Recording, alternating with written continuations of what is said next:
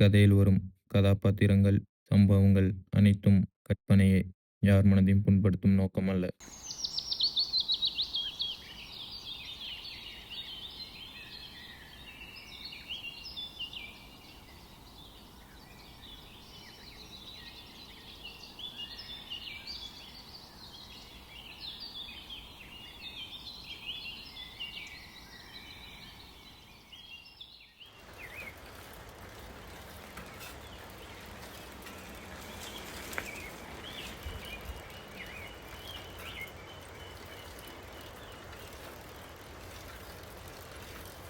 அப்பா ஏன்ப்பா எப்போ பார்த்தாலும் இதே ஊரில் கூட்டிகிட்டு போகிறேன்?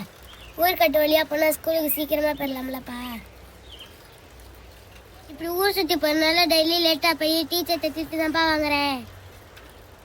இப்படிதான் கோயிலுக்குள்ளே கூட்டிகிட்டு போகிறதுனால கூட்டிகிட்டே போமிக்கிறேன். எது கேட்டாலும் உண்மையே இருக்க ஏன்னு சொல்லுப்பா.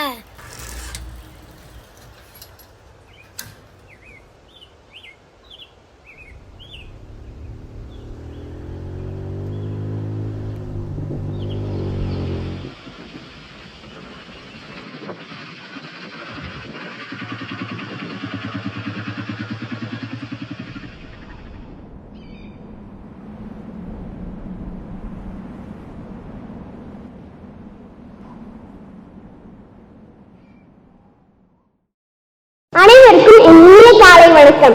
அகன்றது அந்நியனின் நரித்தனம், வென்றது நம் பாரதம். அகிம்சையை செழித்தது சுதந்திரம். இடம் மொழி கடந்து நேசிப்போம், சுதந்திர காற்றை சுவாசிப்போம் என்றவர்களுக்கு இங்கு கூடியுள்ள அனைவருக்கும் இனிய சுதந்திர தின நல்வாழ்த்துக்கள். நம் உரிமைக்காக சாமி இங்க வாயா. மக்களின் எழுச்சிக்காக எண்ணற்ற சுதந்திர தினத்தன்னைக்கு கொடி குத்திட்டு போலன்னா டீச்சர் வைய மாட்டாங்களா சாமி? அப்பா நம்ம சுதந்திரமா இருக்கிறோமாப்பா? நமது கடமையாகும்.